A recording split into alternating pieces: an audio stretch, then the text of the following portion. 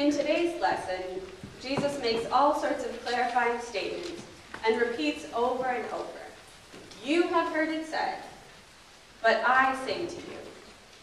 If I may, I'd like to add one more. You have heard it said, "Be perfect, therefore, as your heavenly Father is perfect."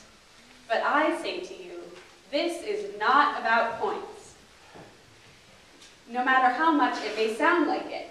Do you remember the points game we talked about earlier this fall?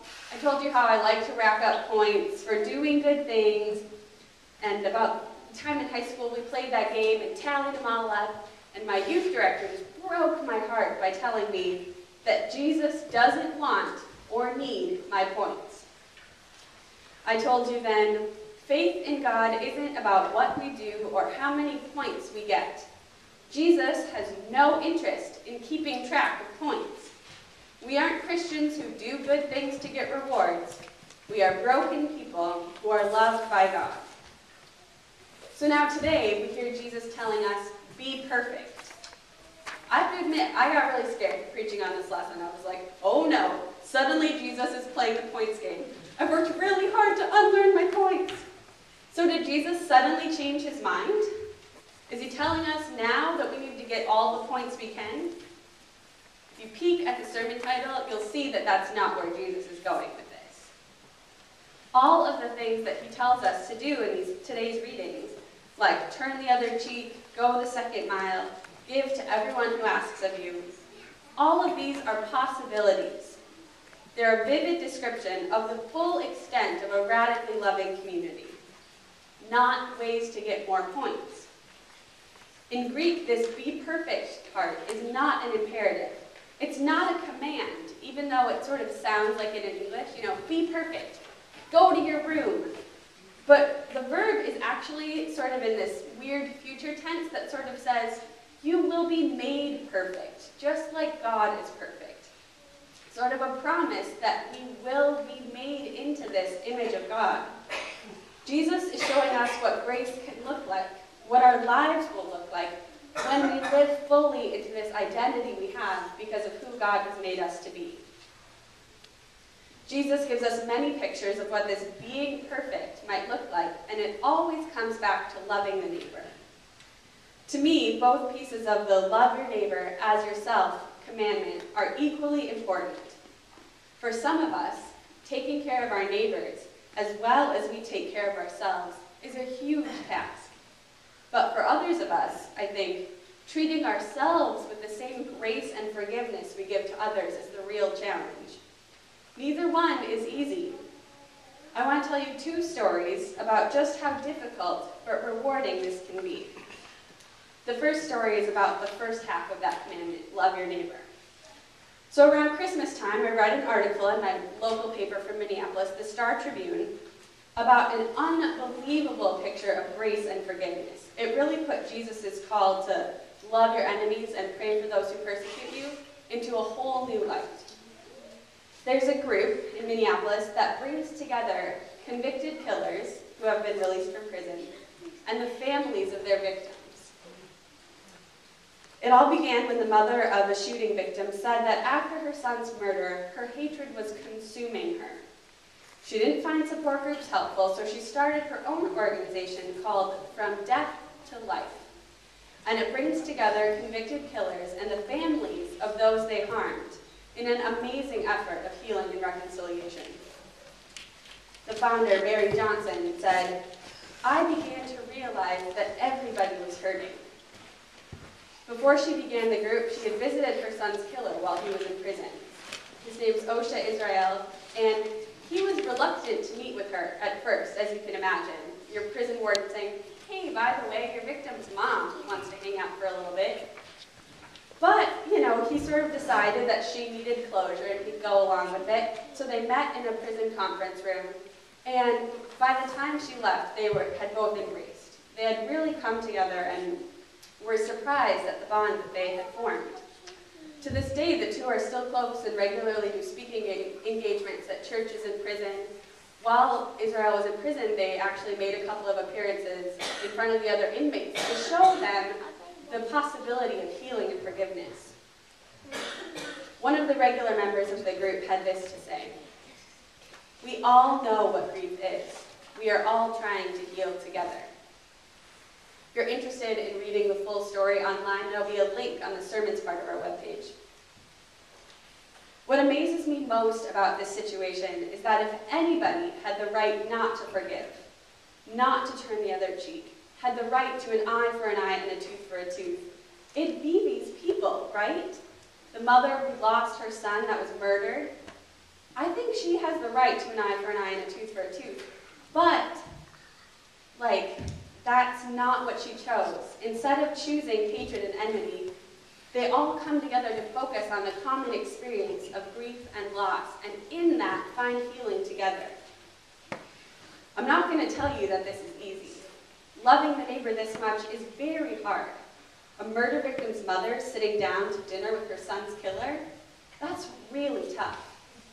But when we're living into the fullness of who God has made us to be, this is what grace can look like. The second story I want to tell you is about the second half of the commandment, love your neighbor as yourself.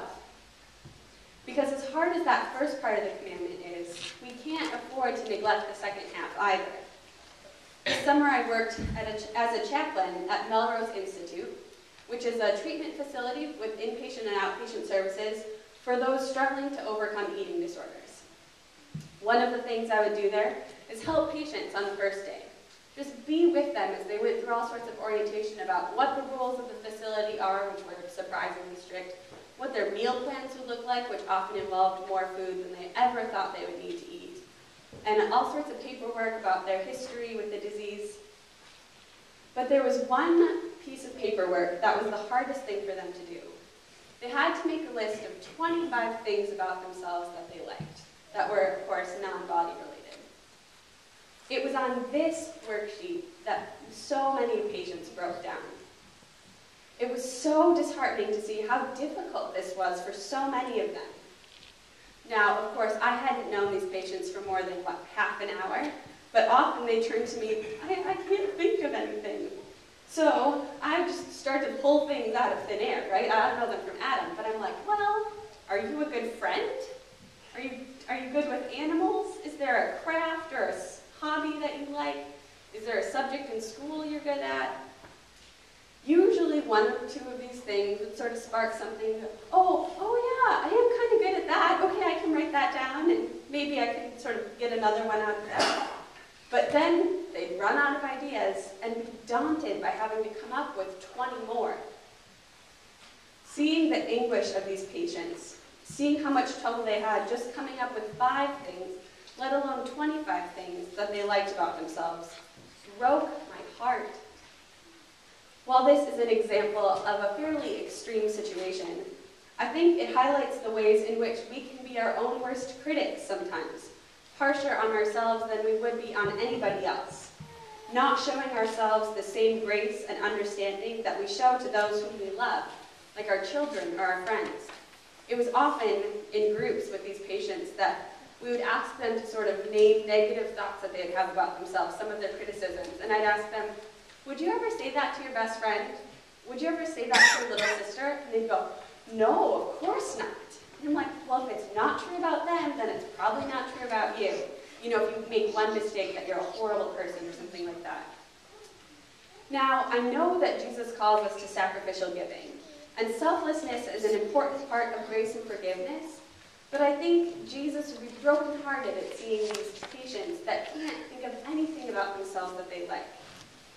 We even read today, you are God's temple, and God's Spirit dwells in you. We must love our neighbor as we love ourselves. God's abundant love fills us and flows out of us to our neighbors. We can love our neighbors only when we know how much we ourselves have been loved by God. Being perfect isn't about getting points. It's about taking up the difficult task of grace.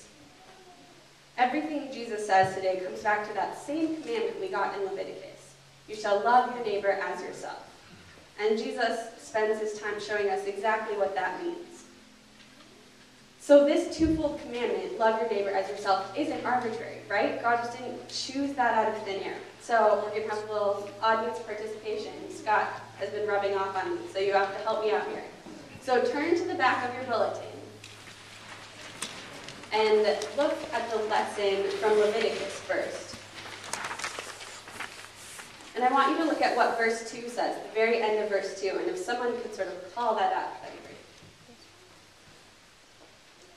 What does it say at the very end there of verse 2? Exactly. God says, you shall be holy because I am holy. This is what I look like, and this is what I want you to look like. And after each of the commandments, it was sort of this refrain that we heard Lana read. What does it say after each of these little sections? I am the Lord. So why does this matter? Why does God give us these commandments? Is it because these were the laws that the Hebrew legislature decided to pass all those years ago? Or the group sort of got together and said, yeah, that seems like a pretty good way to live? Based on what we just heard from the readings that you've said, why did God choose these commandments, do you think?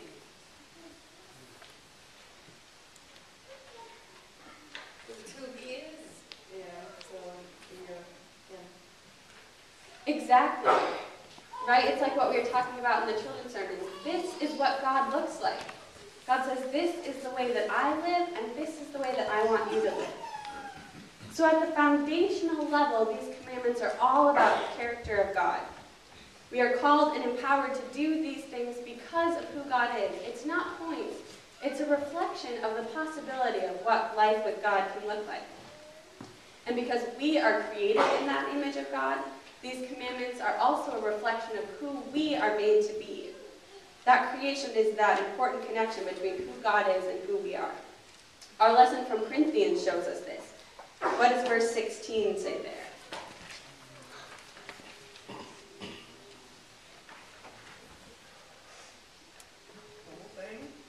Just verse 16 of Corinthians. Oh, okay, there it is. Do you not know that you are God's temple and that God's Spirit dwells in you?